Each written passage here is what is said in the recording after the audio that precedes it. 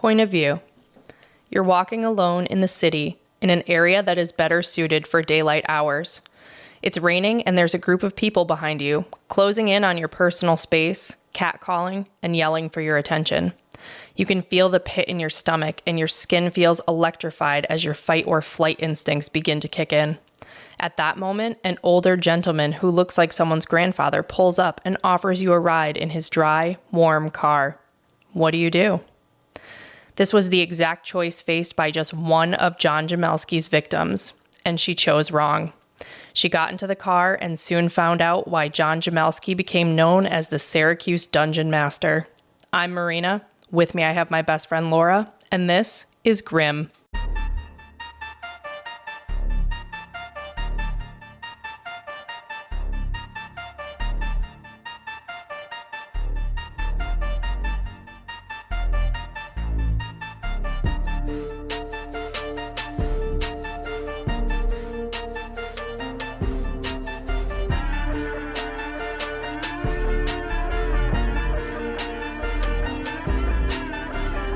I have chills. You gave me goosebumps. I knew you were going to like it. I knew it. And you like the like point it? of... No. No. Let's be clear. No. Appreciate it? Appreciate, yes. Okay. Yes. So this week we're talking about the Syracuse Dungeon Master. Oh. You may have noticed it's just Laura and I tonight. Colby's on a break this week. Colby usually reins us in, so this next hour may just be Laura and I wheeze laughing back and forth, but we'll do our best to keep it together. Before we start, I want to give a big shout out and thank you to our newest Patreons. First up, we have Jocelyn S. Woo! Jocelyn! We love you, Jocelyn. Love you. Thank you. And we also have Dana F. Woo! Dana, our girl. We love you, Day. Thank you. Day. Thank you so much, guys. Our love for our gremlins is free, as always, but if you want your own shout out, want to support our efforts to deliver you the best content possible, and want some cool bonuses along the way, check out our Patreon. You can find us at patreon.com and search Grim: a true crime podcast. Right now, we have 3 Patreon bonus episodes available for our 2 highest tiers, so if you can't get enough Grim, check it out. On to the show.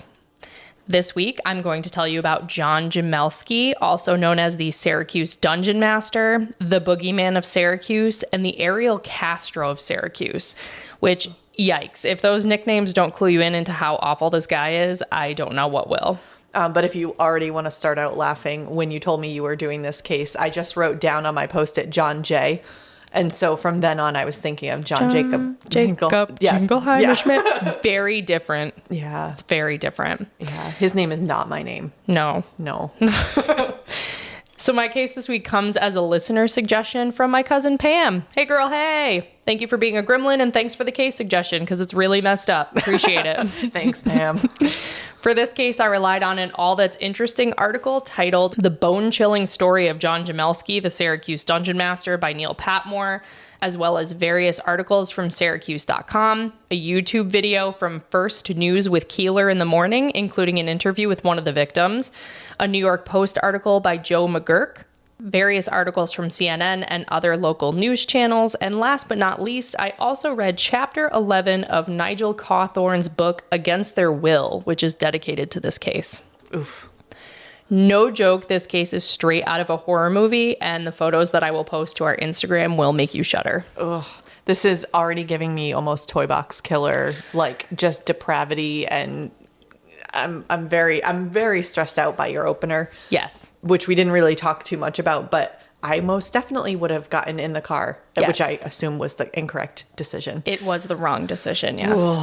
Yeah. That's awful. So I guess this entire case comes with like a similar Toy Box Killer warning. It involves kidnapping, sexual assault. If you're claustrophobic, you're not going to like it either. Just be warned. It's a bad case. So this podcast will now just be Marina. Laura, I'll see you guys later.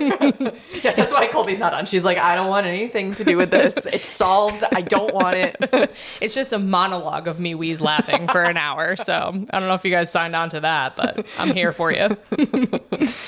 Usually I start with the background information on the victims because they're the most important people in these stories. But in this case, very little information is known about the victims, including most of their names. probably both because of some of their ages at the time of their victimization, as well as the crimes involved. So instead, I'll give you a background on the Dungeon Master himself. John Thomas Jamelske was an only child born in Fayetteville, New York on May 9th, 1935. He was made fun of in grade school and was given the nickname Germs due to his terrible acne, which he's a piece of shit, so I don't really feel that bad, but that's like so sad and mean for him. It is. I wonder if they called him Johnny Germs. I only saw Germs, but see, you could be a mean child. Sorry, dude.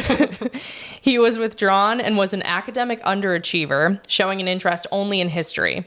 He graduated from his local high school in 1953 and went to college at his father's encouragement. His father was a horologist and collected antique clocks, so John followed in his footsteps, getting a degree from Morrisville State College in watchmaking. That's actually kind of cool. That's really interesting. Sorry. I feel like it's not a degree that's used all that often. No.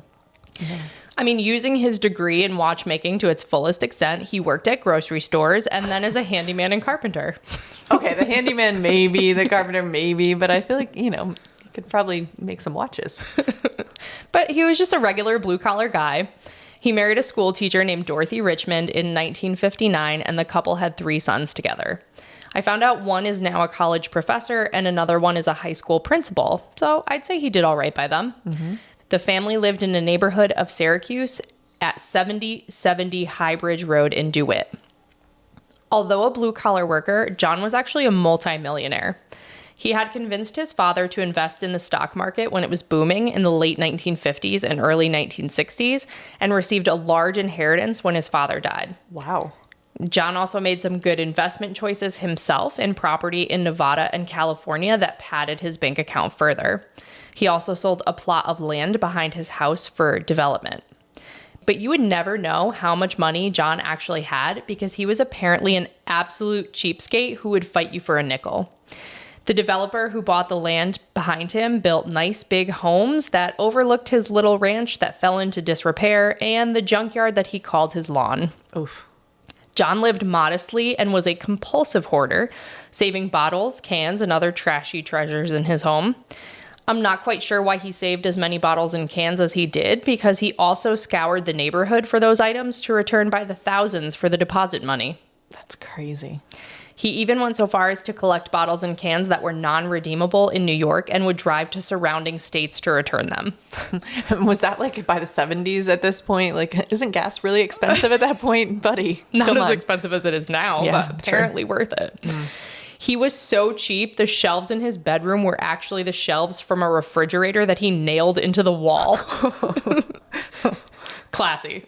That was the exact word that came into my mind. It's giving me Catherine Knight vibes. Yes. Is there a lawnmower in the house? Hacksaws and blades on the wall? There probably were. Probably. Oh, I forgot what this case was for a moment. John would make the local librarians save him coupons, and on one occasion when the librarian forgot, he made her go dig them out of a pile of recyclables in the janitor's office. He was known locally as the disheveled man collecting bottles and junk. Yikes. So none of them knew he had money at all. They would have assumed he had no money, right? I would never guess he had money looking at him. John's 3 sons grew up and moved out of the home. In 1988, John's life took a turn. His wife became very ill with cancer and was bedridden. Due to her condition, she could no longer cater to John's sexual needs, and this is where everything goes off the rails. John began wearing designer jeans and sporting a sleek ponytail around town. Oh. For onlookers, it appeared that John was going through a midlife crisis. What was actually happening was much worse. Rather than have a casual affair like a normal sleazebag, John decided that he would kidnap women and keep them as prisoners. Oh, no. His first victim was a 14-year-old Native American girl that he abducted on September 17th, 1988. I'm going to call her Kirsten, but I do not believe that that's her real name. On the date she was taken, John was out cruising the streets of Syracuse when he saw Kirsten walking and drinking with friends. He approached them and persuaded Kirsten to get in the car. Kirsten's friends told her not to, but she did anyways.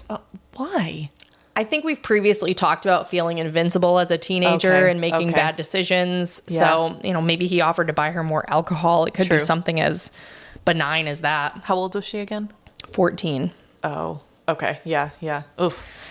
John, who was 53 at the time, said, "We were going to have sex. There was no doubt." Oh, you can't, on the podcast, you can't see it, but I am making a face. You are cringing. John took her home and chained her up before deciding to keep her in a small well behind his mother's house. Kirsten woke up naked in the well, which must have been so cold in September in Syracuse. Oh my gosh. Also, I would literally perish from fear being kept in a well with Samara touching my foot. Yeah. Kirsten's family reported her missing, but the police weren't that concerned since Kirsten had run away before. Ugh. The only difference is Kirsten always told her friends where she was, and this time they were all calling her house asking where she was, but no one knew. And they saw her get in this car. Right. Keeping Kirsten in the well turned out to be inconvenient for John's plans, so he decided to upgrade, and that's when he built a concrete dungeon under his house. John told his neighbors that he was building a bomb shelter, which made sense to them at the time since the Cold War was ending, but John was known to be a little bit strange. He brought in heavy machinery and dug a giant hole in his yard, lined it all with concrete, and then covered it back up. The bomb shelter, aka dungeon, was 8 feet high, 14 feet long, and 12 feet wide. It was connected to the east wall of his basement via an 8-foot tunnel that was accessible through a small steel door hidden behind a storage shelf. So the entire quote-unquote bomb shelter, aka dungeon, was totally separate but underground, only accessible by a tunnel? Yes. That alone, there could be puppies and kittens in there, and that alone would skeeve me out. Yeah, because it's the claustrophobia aspect of it, suffocating and being in your, like a tomb. Ugh, yeah. Don't like it. No. At the end of the tunnel was another locked door and a 3-rung ladder that led you down into the dungeon. Even further down? Mm-hmm. There were 2 rooms and no windows, and the only electricity came from an extension cord run from the garage. That cannot be to code. That is not to code. Most definitely no, not. The town would not approve that permit. No, you need some conduit. Yeah. So that may be marginally better than a well, but I still have claustrophobia and the heebie-jeebies just thinking about it. Definitely. The dungeon contained a foam mattress on top of plastic serving trays and a makeshift toilet made from a seatless chair on top of a bucket. Well, you didn't think he was like going to spend money on this. On plumbing. Right? Yeah. You wouldn't put plumbing in there with your millions of dollars. Exactly. The shower, if you can call it that, was just as jankety. It consisted of a garden hose in a stained bathtub kept on top of a wooden deck. Is this the movie Saw? It is very Saw-like. The pictures are very sketchy and disturbing. I do not like them. There was no plumbing, so the water would sit stagnant on the cement floor, making the conditions in the dungeon musty and moldy. Actually, the bathroom in that Saw movie is better. Because that's exactly what I'm picturing. It's better. Oof. Yeah, it's better than this. Once completed, John moved Kirsten from the well to his new bunker. One day, she said she just woke up in there, where she was kept for another 2.5 years. Oh, I wanted you to say days. No. Oh, no. 2.5 years. But okay, I'll let you talk, but I'm realizing that getting any account of this means she got out. She's alive. Okay. In addition to the absolutely deplorable conditions, Kirsten was subjected to sexual assault on a daily basis. And despite the fact that there was no way for her to escape, she was chained inside the dungeon. She was only provided 1 meal a day, usually crackers and water, but eventually John upgraded to Kool-Aid. John forced her to write letters to her family explaining that she was okay, but was never allowed to say where she was. John had a picture of her younger brother, her family, and her house, and he threatened to kill them to keep her compliant. What a poor girl. I know. I can't even imagine. Her family got one of the letters in late September, postmarked from New York. It said she missed them and would be home in a month. Her family put an ad in the New York Post telling her to come home and that they weren't angry at her. They even put a phone number that she could call, but they obviously got no response. In December, Kirsten was allowed to leave a message on a friend's answering machine saying that she would be home soon. The letters and messages came from different places each time, and Kirsten was even crying in one of the audio messages. She was submissive because what else could she do? Well, and crackers and Kool-Aid for 2.5 years. Yeah, she's you would have weak. absolutely no muscle mass, no nothing. Right. You'd be skin and bones. And that was probably the point. Yep. Oh, And John started to believe his own bullshit that the two were actually just in a consensual relationship. ew. He even started bringing her gifts. In 1991, John decided to take Kirsten on a trip. One of John's sons drove them to the airport for a trip to Lake Tahoe in California. Apparently, Kirsten was hooded and handcuffed while in the car, but John's son said he didn't see the handcuffs. What about the hood? So John told his son that Kirsten's parents had asked him to look after her because she had a weight problem. So she'd stay with him until she lost some weight, which, I mean, that checks out because I'm sure Kirsten had really packed on some pounds from her single cracker Kool-Aid meal every day. Wouldn't you have said exactly the opposite? Yeah. So he was saying that the hood was because he was taking her on a surprise trip. It checks out. Seems legit. Awful. In Lake Tahoe, John and Kirsten hung out around town and even visited a casino, which was so out of character for Scrooge Jamelske. After a week in Lake Tahoe, John freed Kirsten.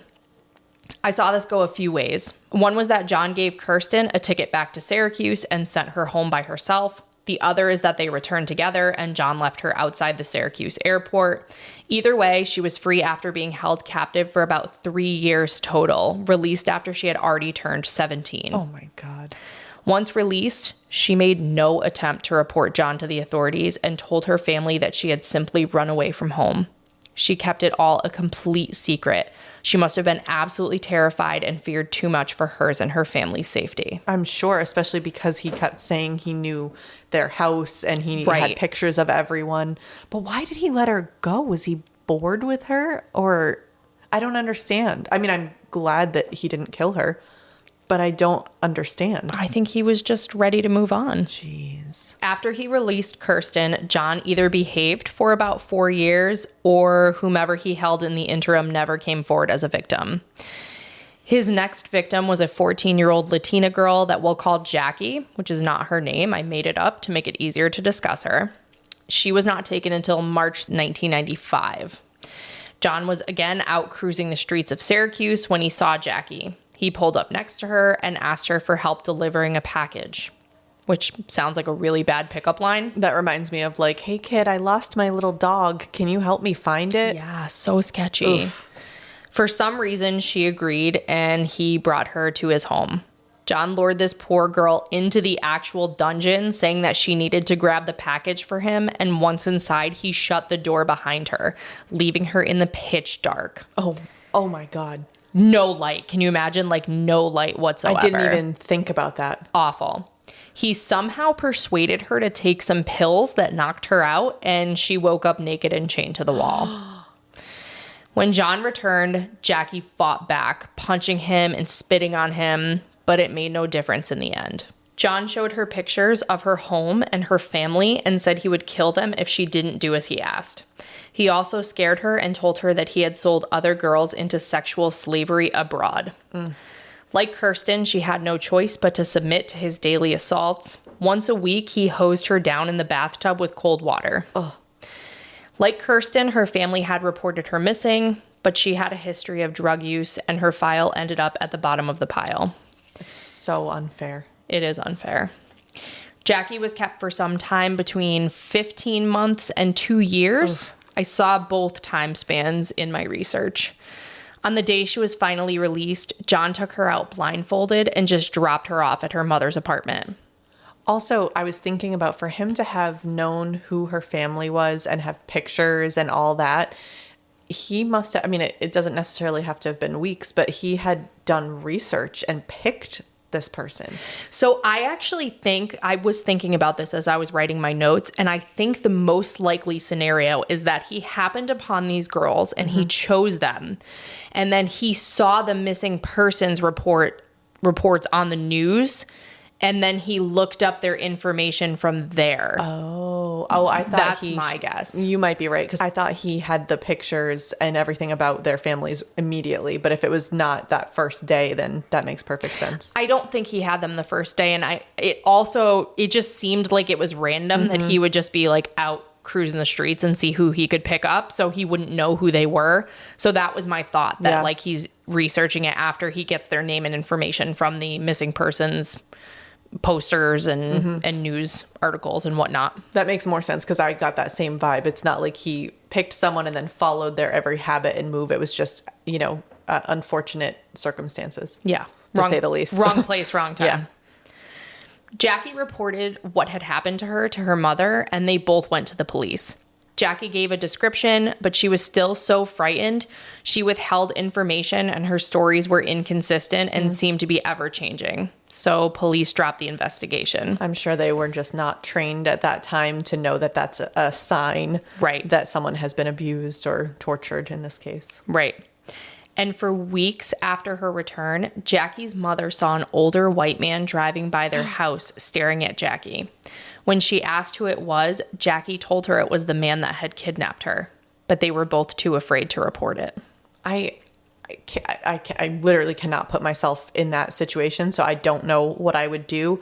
It is just insane to me that I would rather not report anything than tell the police that that's who it was. I feel like my go-to would be the police, but I've never been in that situation, so it's hard to say for sure. Right.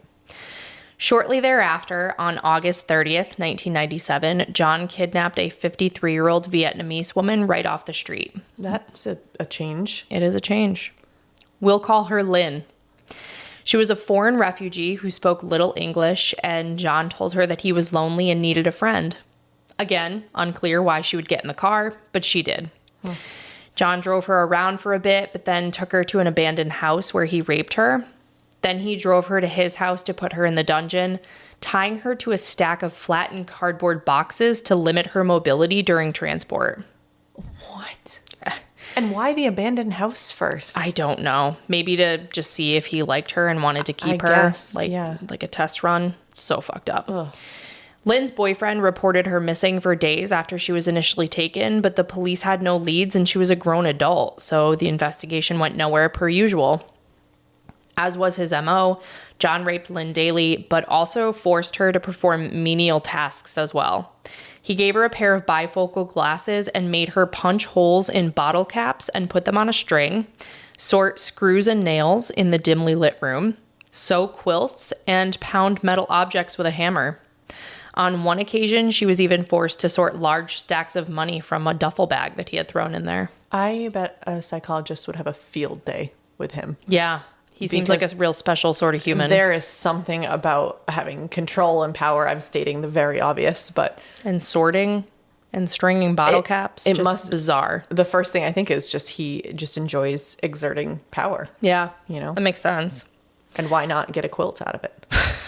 It's true. That's hard work. I actually wonder if it seems bad, but I actually wonder if that might have been helpful for her at all. Does it pass the time? Does it let you focus on something else other than your situation? Maybe. I guess I would rather be doing like stringing bottle caps than staring at the wall and having absolutely nothing to do. But I can't imagine that it was that helpful. No. Because you just don't I can't even put myself in the mindset of these people. I can't even put myself just as a mental exercise into that dungeon. Oh, agreed. I wouldn't survive 24 hours, no. Let alone 3 years. Ironic that that we host a true crime podcast because this will give me nightmares. Yeah. This one's fucked up. Mm-hmm. Lynn was compliant and pleasant because she was absolutely terrified. After a rape one day, she was bleeding and scared, so she was crying and asking for medical help. John hit her so hard on the side of her head, he ruptured her eardrum. She is deaf in that ear to this day. He also intimidated her by leaving a plastic skeleton in her bed that she said haunted her. Her biggest fear was that she would die in that dungeon and that her soul would be trapped down there. Oh my God. John withheld food from her as well. On one occasion, she said he gave her half of a hot dog roll and a glass of water before leaving her for 2 weeks. What? Yeah. She actually said that wasn't so bad because it was better than him being around and being beaten. How did she even survive? I don't know. I don't know if she could get water out of the hose. Really? I don't know. Wow. When asked about Lynn, John said that he was kind to her. He said he gave her a television so she could watch shows in the evening. He said they had a lovely time together and that she'd sing him beautiful a cappella songs in Vietnamese. He reflected positively on his time with Lynn, feeling as though he did her a favor. He said if they had met under normal circumstances, she would have dumped whoever she was with to be with him. Regarding her abduction, he said, I think she would look at it as a positive thing. I do. Delusional. Delusional, for sure. Lynn was ultimately held for 10 months before John dropped her off in May 1998 at a Greyhound bus station with $50 of the $70 that she had in her purse when he initially took her. So petty. Talk about adding insult to injury to steal $20 from her. Right. After he held her for that long. Jeez. Lynn went right to the police, but she didn't have enough information to lead them to John. Well, yeah, because she has no idea how she got there. Mm-hmm. She has no idea where it was. Right. No information about him. What else can you say? Right. Well, she could give them a description, and she described him as a white male, 45 years old, 5'8", heavy build with a circular birthmark on his forehead. Oh. John was 63, average size, and did not have a birthmark. Oh. Lynn thinks the police also didn't believe her because most people who are kidnapped don't come home alive. It's a fair statistic. Right. But right. Very frustrating still. John's wife died from cancer in 1999, although her living in the home clearly made no difference for John's ability to carry on his activities underground anyways. His next victim was a 26-year-old white woman named Jennifer. On May 11th, 2001, Jennifer was walking to a party and was high on LSD. This poor woman was walking in a bad part of Syracuse. It was raining, and she said there were some men behind her that were yelling obscenities and making her nervous. She said when an old white man pulled up and offered her a ride, she didn't hesitate to accept it, and John proceeded to bring her back to his dungeon. Jennifer said he used chloroform to knock her out to get her into the bunker. She said she woke up and was naked and alone in the cold, dark dungeon, and when he came to rape her the first time, she fought as hard as she could. She said she got in a few good hits, and John hit her back, but Jennifer was unfazed. But then he burnt her with a cigar. Oh. Jennifer said she pounded her fist the whole time until her hands were raw. Just makes me want to cry.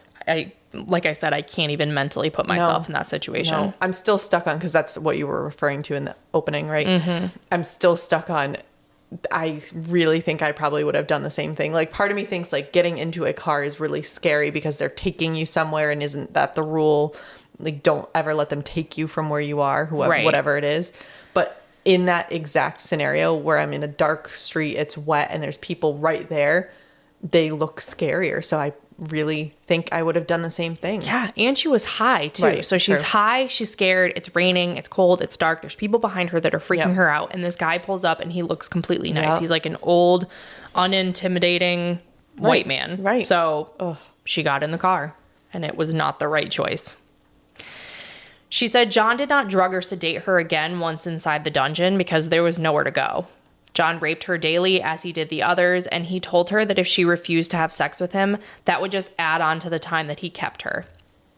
During her incarceration in the dungeon, Jennifer was told by John that there were news reports that her family was looking for her, but that they would never find her. She'd been reported missing, but police came up with nothing. John told her that he was actually part of a police sex slave ring and took orders from his bosses, even flashing a sheriff's badge that he had found on the streets. Jennifer said that he would show her passports of women that he said were in the sex slave ring. He said his part involved drugging women, putting them in a wheelchair, and bringing them to whoever was buying them. He said that she was supposed to be sold for $30,000 to someone overseas, but that he was going to save her. She just had to stay in the dungeon and have sex with him every day. Obviously that part's fabricated, but I'm curious how he ended up with passports of women. I don't know. He's like a junk collector, so I don't know if he's like digging through the garbage. Maybe. Though I feel like they shred those. I don't know. Yeah, I just wonder if there's like a shred, no pun intended, of truth to... Sorry. Well, I realized to use the same word. I wonder if there's any bit of truth to him not selling women, but why would he have passports? I don't know. It's not an important point, but it bothered me. He could have also falsified documents. Oh, true. I guess, yeah, that was the fake sheriff's badge and all that. So I guess. Right. He found that on the street. So he could just be making, if you were in the dark dungeon and you were scared to death, like, I wouldn't be like, this doesn't have the official seal of the United States of America. Let me see the holograph. Yeah. No. This is looking sketchy in these dim overhead dirt lights. Oh. John fed her only once a day, but he did feed her whatever she requested, so that was an upgrade. He allowed her to bathe in the jankety shower bathtub once every 2 weeks. He also gave her a cable TV, which was probably left over from his kindness to Lynn. Like the others, Jennifer said she was forced to become mostly friendly with him in order to survive, but also to avoid punishments. She said to punish her, he would burn her with a cigar or shut off all the lights so that it was absolutely pitch black. That actually gives me chills. And that's like straight sensory deprivation because every sound would be muffled down there already because there's nowhere, there's nothing down there. And it's pitch, like I can't even imagine darkness that dark. You've never seen darkness that dark in your whole life because there's always light from something, an air conditioner, like the city, like star, like you've never seen dark that dark. One of her cigar burns actually got infected and caused an abscess. Oh, poor thing. Jennifer said she was also very concerned about oxygen in the dungeon and that there was an air vent that pumped air into the bunker. He would shut that off to punish her, and she was terrified that she was going to suffocate. Jennifer said she could also hear other women screaming during her time in the dungeon, but she learned later that it was actually a recording to psychologically torment her. Oh my God. Isn't that fucked up? Yes. I don't have any other words. This guy is a sicko. John only ever kept one victim at a time. John made her read the Bible to him every day and forced her to teach him to play poker. Jennifer said that she thought about killing him and felt that she could have likely accomplished the task, but she feared that even if she did, she would be trapped down there since she didn't know what other locks or barricades were in place beyond the door. Honestly, I think that is a very smart assessment because what if there was one key? I guess you'd think he has a key on him, but that's too risky. I think it was coded padlocks. So I think if you killed him, like you could not get out. My mind just went so dark in so many places of what would happen. So this poor Everybody woman. dies in the dungeon is what happens. So that was smart not to do that. But slowly, I think, is where I was headed. Very slowly. And she'd probably eat him. Oh, that's very dark. I told you. That's grim. I went grim really quickly. That's very grim. All grim all the time. He deserves to be eaten, but that's very unfortunate But for she her. doesn't deserve to have to eat him. That is true, too. It's dark. It's dark. She also considered suicide so that John would hopefully get caught trying to dispose of her body, which I love that. She's basically like, fuck this guy. Like, if I have to die, at least he's going to go to prison. Wow. But she had 2 children, and she couldn't bear the thought of her family not knowing what happened to her, and she didn't want to die. While she was held captive, she begged to write to her family. John allowed her to write to them to let them know that she was okay, but he made her say that she was in a drug rehabilitation clinic. When her family received this letter, they called every drug rehab clinic in the Rochester area based on the postmark on the envelope, but no one would confirm whether she was a patient there due to confidentiality issues. That's so frustrating. Yep. But based on the letter, the police closed her missing persons case. John decided to let Jennifer go after 2 months on July 7th, 2001, which was the shortest stint for all of his victims. It's probably because the abscess on her back got so bad that she could not stand up straight, and it was painful for her to even move. John threw her clothes at her and told her she was going home, which Jennifer thought meant he was going to kill her. Sure, yeah. He handcuffed her and put a hooded sweatshirt on her backwards so she couldn't see where she was going, and he drove her around for a while before dropping her off at her mother's house. John told Jennifer that if she went to the police, he would hurt her family and that they would never believe her. And he was partly right. Jennifer went to the police, but the investigation did not lead to John's arrest. The police questioned Jennifer's story given her history with using drugs, which we already said is fucked up, but please refer to Colby's soapbox moment in the Jason Landry episode concerning the police belittling people for that reason. Absolutely, +1 on that. Jennifer could describe the dungeon in which she was held, including that the walls had a huge peace sign and, quote, wall of thugs painted on them in graffiti. A rape kit was taken, but there was no evidence of sexual assault. John was smart enough to abstain from intercourse for several days prior to releasing his victims. That infuriates me. piece of shit. I hate when they're smart. Yes, and you know what? When you were describing his history, I thought to myself, this guy is smart, which is always a big problem. I feel like he should not have gotten away with it for as long as he did. Correct. But he did do some things right, which I hate. Again, I hate it when they're smart. The police also had the letter she had written saying she was fine and in rehab during the time she said that John was holding her, so they were questioning her story. Jennifer said the police thought she was making it all up because it sounded too much like the movie Silence of the Lambs. I'm guessing that they just assumed she had been on a bender, but for 56 days, she pointed out in an interview that she had 2 uncashed paychecks from her work during the time that she was held. If she was on a bender, wouldn't she want that money for drugs? Absolutely. Yeah. And you know what? She wouldn't be writing a letter to her family. So is she on a bender or is she in drug rehab? They apparently accept both of those stories, but not the truth. Right. So frustrating. It gets more frustrating. No. Jennifer also told the police that the man that picked her up drove a tan 1974 Mercury Comet, which is very specific. It is. Police conducted a search for registered vehicles in that area and had only one hit. The vehicle they found did not match Jennifer's description, and the case was closed. The police never searched for any other year for the same make and model. John drove a tan 1975 Mercury Comet. Are you kidding me? And apparently the body style that she initially described was made from 1971 to 1977. Had they switched that one year, they would have found his vehicle. Like Jackie, after John released Jennifer, he continued to torment her. She said he would call her at work, which scared her so much she would quit her jobs. And she said it continued until he was arrested. So this guy just likes to play mind games. Absolutely. Piece of shit. Wow. Now John, free to continue his reign of terror, took his 5th and final victim in October 2002. She was a 16-year-old African-American runaway whom he held for 6 months. He called her Micah, although that was not her name. Again, John was cruising the streets of Syracuse when he saw her. He pulled up, and she got in the car. John claims that she was actually a prostitute and that she agreed to stay with him for a price that they negotiated in the car.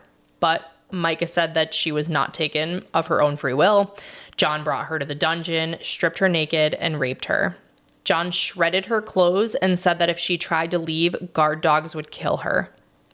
Unlike the others, Micah had not been reported missing by her family, so no one was looking for her. As soon as I heard runaway, my heart sank. Yeah. Though other people looking for the other people didn't seem to really make a difference, but it's still heartbreaking that no one's looking for you. Yep.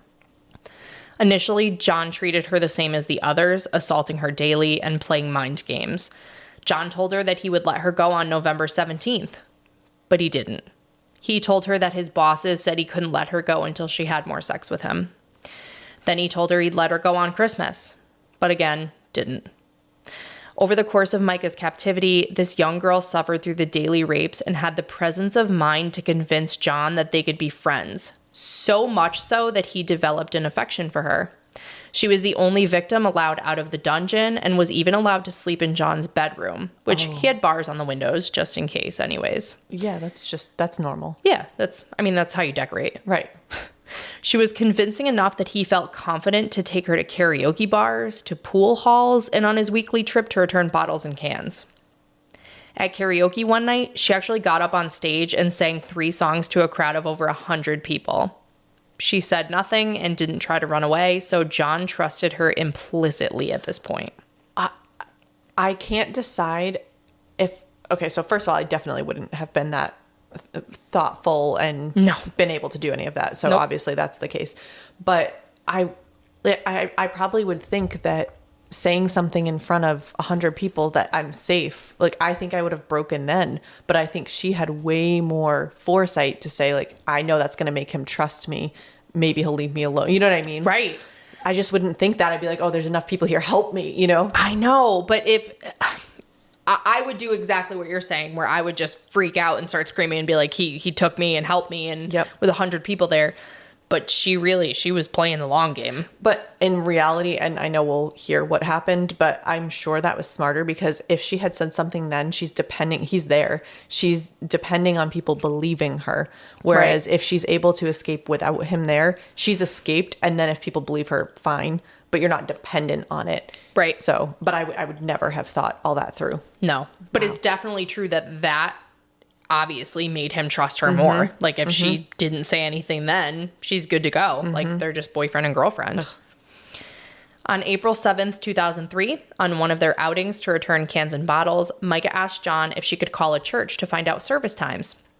John agreed because he had no reason to doubt her at this point, and also John was very religious and went to church every day, which I will never quite understand the psychology behind hyper-religious people becoming the craziest criminals ever. Do not understand. Lori Vallow. Yeah, right. Like, just off the rails. Off the rails. Instead of calling a church, Micah called her sister and told her all about John, her captivity, the dungeon, and the rapes.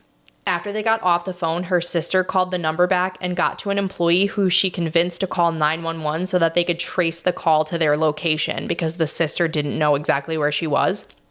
Police were able to apprehend Micah and John at a nearby car dealership. That also just gave me full goosebumps, because so many things had to happen correctly for that to happen. Right. Her sister had to pick up, first of all, and then believe her. And who knows if she had been in contact with her, if she was a runaway, maybe she was still in contact. Then the employee had to pick up. Right. It needed to go through, had to believe them. The police had to believe them. It's just so many steps. And it all went right. Right. It just all went right for her that day. It gave me huge chills. After John was apprehended by the police, he engaged in a casual conversation with the officer who was driving him to the police station. He said of Micah that she had moved into his house and that they lived together, just the two of them and his dog. John told the officer how much he liked this woman and said, "We have a lot in common. The only thing that she likes that I don't is blue cheese." He told the officer how they went to bars together and how when they get on the dance floor, everybody's like, "Wow, look at them. They're having so much fun." Then everybody starts giving John high fives. I'm sure nobody's looking at the fact that he's 65 years old and she's 16. Yeah, nobody's looking at that. No. Though, I don't know, maybe some people do give him high fives. I don't know. People are gross. Yeah. John said he planned to bring her to his 50th high school reunion. He knew, though, that they would never get married because one day she would want to be with someone her own age. And John said, that's all right. I'm just going to have as much fun for now as I can. John told police that he thought the girl was actually 18 and that he was planning a 19th birthday party for her next month. John asked, "Is this a problem that I'm so much older than her? I'd just like to get this straightened out so I can go home. I'd like to be with her tonight if possible." He said they had plans to go bowling. Ugh. What world are you living in, sir? And back to him being smart. He very much knew that she had to be over 18, and how convenient that he mentioned that. Oh my God. Well, the age of consent in New York was 17, but still. Still, yeah. I can't decide if he was trying to be smart and like downplay it, or if he genuinely believed that garbage in his mind. I think most of the garbage he believed, but I think the birthday was intentional based on all his other actions. He's like, "We're cool, right? Can I have her back?" Exactly. Police are like, "No, thank you. No, we're going to keep her. Yeah, we're going to keep her. Thank you." So when police got to John's house, there was a 10-foot pole in his front yard with a replica of a human head on it and crossbeams with chains dangling from them. Sounds fine if it was October, but it was April. Not a great front yard decoration. No. The police described the inside of the home as a prison with bars on the windows. The house was full of garbage, books, half-eaten food, broken appliances, all of this stacked right up to the ceiling. The closets were filled too, but they were neatly stacked with tissue boxes, cereal boxes, and other cooking items, again from floor to ceiling. In the basement, there were over 13,000 bottles organized on rows of metal shelves by color, brand, and size. I just want to know who had to count all 13,000. The same person that had to count the strands of hair that were found in the Helicraft episode. Exactly. Behind one of those shelves, they found the metal door that led to the dungeon. Police said it was dark and smelled horrible, like something from medieval times. Can you imagine? This reminds me of Ed Gein, actually, when the police walked in and just had no idea what they were about to encounter. It's like you're walking into a horror movie. Yeah. I just can't imagine that. Wow. I can't imagine that. No. Once inside the dungeon, police saw the graffiti on the walls, including the saying "Wall of Thugs," proving Jennifer's story correct.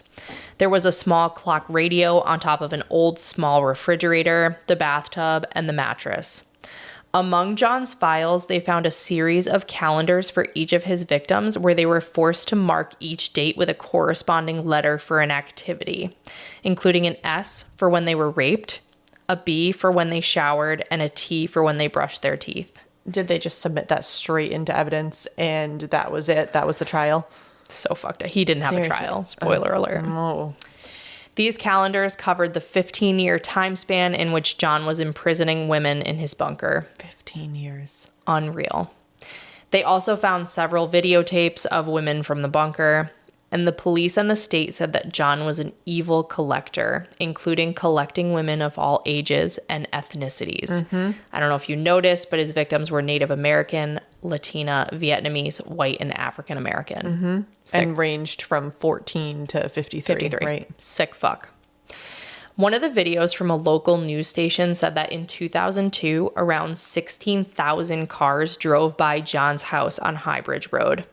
That statistic actually broke my heart and blew my mind to think about how these poor women were underground in this house that so many people passed by every day, completely unaware of what was going on inside. Like, this is not a secluded house. Like, this is in a very traveled area. John was arrested and charged with kidnapping, rape, and sodomy. He faced 5 25-year maximum sentences for just the kidnapping charges if he lost at trial. His lawyer spent days explaining to him the gravity of his charges and the fact that what he did was considered kidnapping. John didn't believe that he had actually kidnapped any of these women. He said that kidnapping is when you pick someone out, grab them, and threaten to kill them for ransom money. Oh, so just because he didn't ask for ransom, that's why it wasn't kidnapping? Correct. Right. Yep. John actually thought that he had relationships with these women, and he just felt that he was more likely to avoid any STDs by keeping the women in the bunker just for him. Yeah, his argument was probably, oh, well, they didn't leave, so they must have liked it. Right. Because they couldn't. Yeah. And he actually believed that the sex he was having with them paid for their room and board, and that it was all transactional. So he was doing them a favor. He must not think very highly of his sex then. to pay for that. Exactly. To pay for those conditions. digs. Exactly. And that's why he never killed them, because it was all transactional. That actually, so back to the debate if he's delusional. Well, he's definitely delusional, but whether he believed things or not, that actually makes me think he really believed all of that, because that was my question in the beginning. Why was he letting them go when they clearly had a story to tell and it could potentially get him caught? Unless he knew who he was taking and that he had taken the measures enough that no one would believe them and they wouldn't be able to find him. I can't decide. He definitely was taking vulnerable women, teenage runaways, foreigners who couldn't speak English well, drug addicts. But you have to know at some point, if you're not killing them, you're going to get caught. I mean, even if you are killing them, like, you probably are still going to get caught at some point, but you have to know that someone is going to overcome their fear of ratting you out and rat you out. Maybe, but it also could come back to his just God complex and power and just thinking that he can outsmart them and he wouldn't get caught because he's been smart. So I don't know. Or he's really that fucked up and just thinks it's all fine. That's also possible. He did him a favor. Ugh. They're better off for it. That's what he thinks. Despite his delusional thinking, psychologists determined that he was competent to stand trial. Good. But John ultimately decided he would be better off striking a plea deal, which thankfully saved his victims from having to relive their experiences in court. That's true. John pleaded guilty to 5 counts of first-degree kidnapping. In July 2003, at his sentencing, several of the victims had their victim impact statements read in court. Oof, that just gave me goosebumps too. Well, get ready. Kirsten said, "I am haunted every moment, even in sleep, by the thought of my months with Mr. Jamelske, the cold, dampness, darkness, and loneliness. I will never forget the constant hunger, thirst, and fatigue, the thought of death. I cannot speak of the terrible things he did to my body and made me do to his. When I think of the things I have had to do just to stay alive, I cannot believe I'm still here. Chills. It's full chills. Jennifer said, I've lived my life for 2 years knowing that sick old man has existed and has done to other girls what he has done to me. I have lived in fear ever since. John Jamelske is a sick and evil old man and should be punished. He has no right to take away my freedom, my right to breathe fresh air, or my right to be treated like a human being. He made my children think I was dead. That hurts more than everything else in the whole world. They had to endure pain, so let his punishment be swift and just. Maybe then I will at least be able to sleep at night. Oh.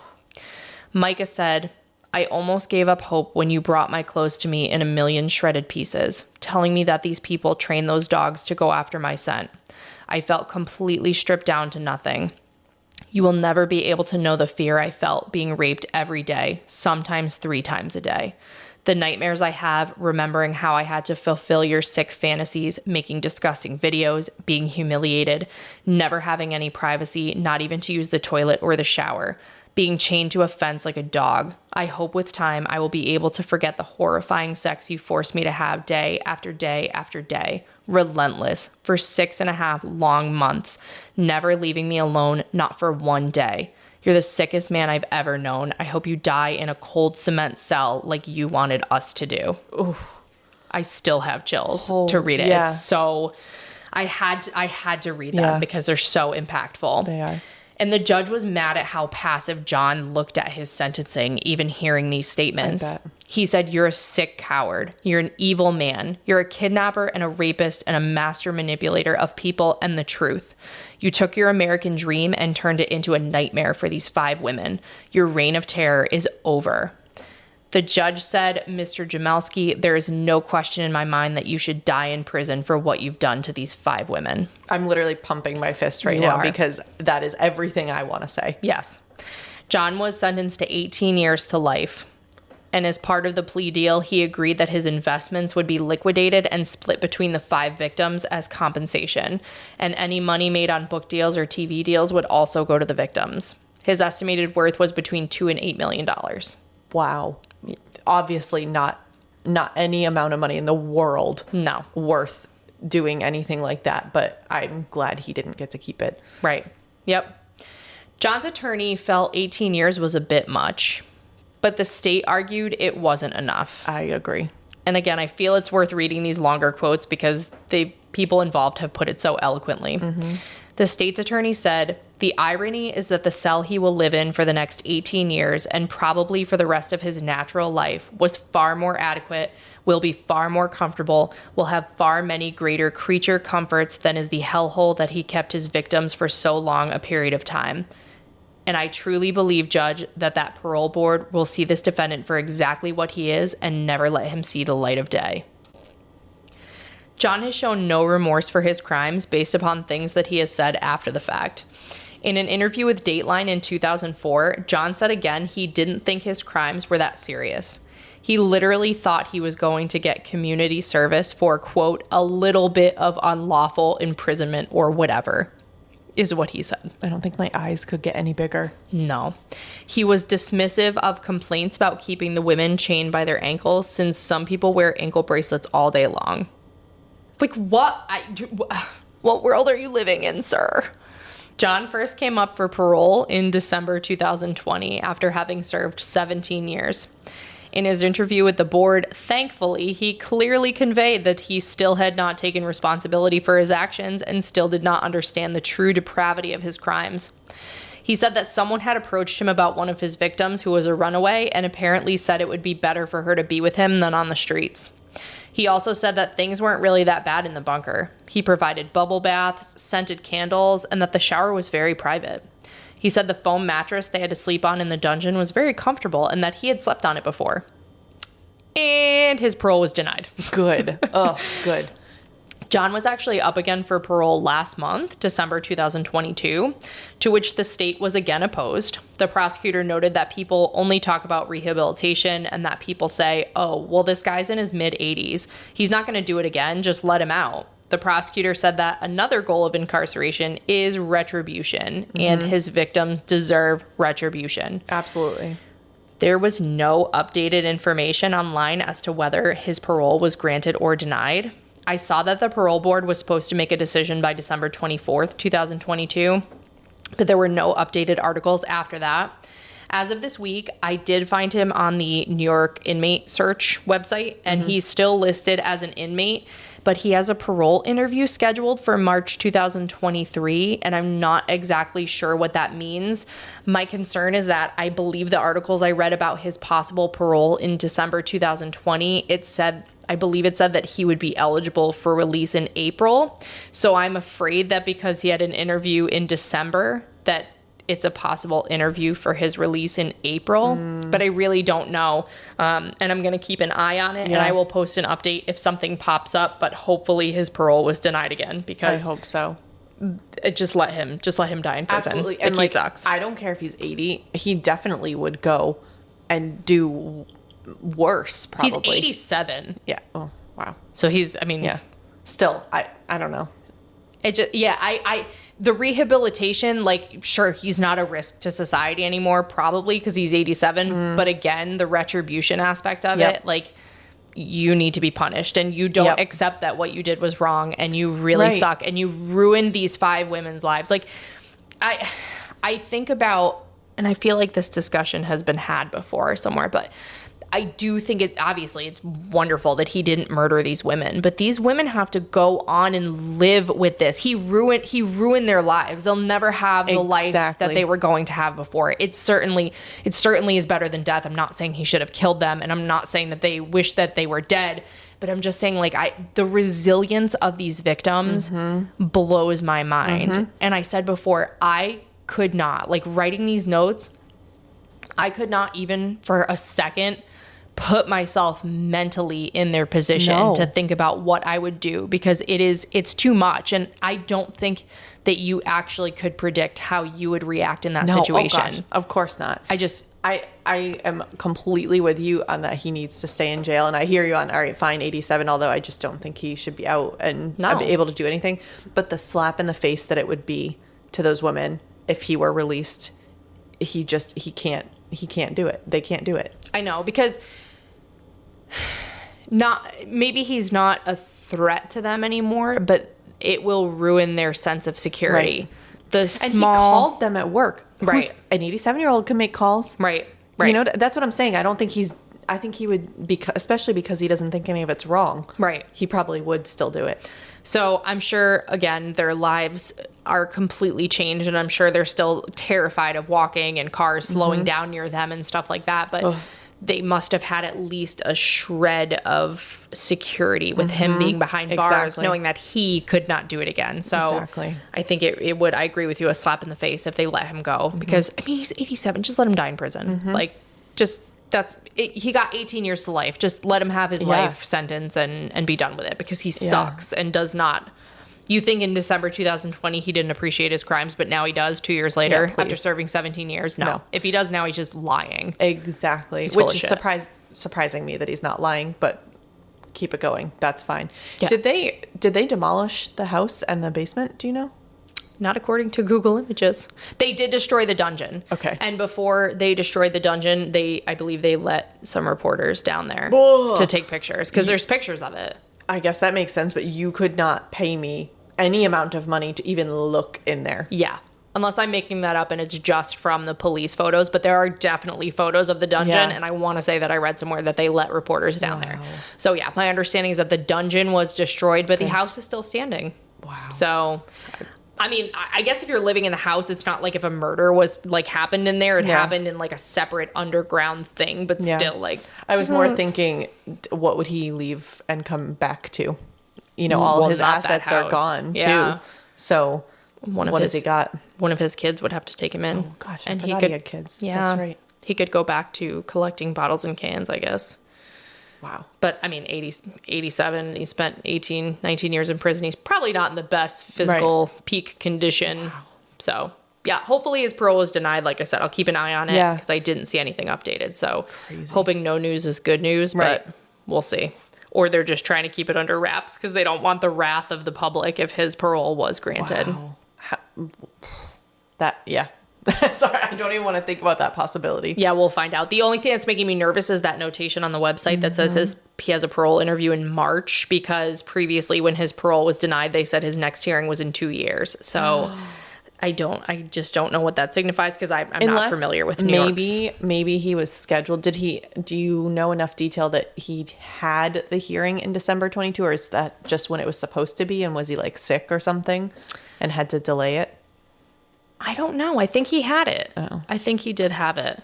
And of course I was trying to ask my husband all these questions about like New York inmates, and he's like, I don't know anything about I don't work there. I don't know anything. Does. I don't know. That's not my job. Yeah, so we're just in suspense until the reporters pick it up, I guess. But so that was the story of the Dungeon Master of Syracuse, which, by the way, was actually supposed to be a mini to part of another case, and it turned into a full episode because it just was fucked up. I had to include everything I could find on it. I'm glad you did, and not, but I'm glad because it gave the full picture of that monster. You're equally happy and horrified. Yes. Yeah. Yeah. Usually how we want to leave you with Grim. You know? Happy and horrified. Yeah. Yeah.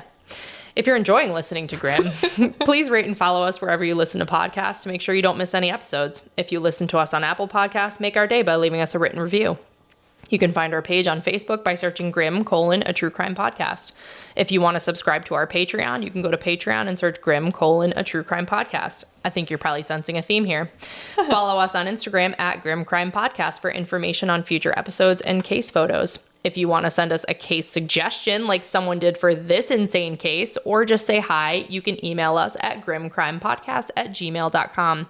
Listen, learn, and stay alive until next time, because the future is grim.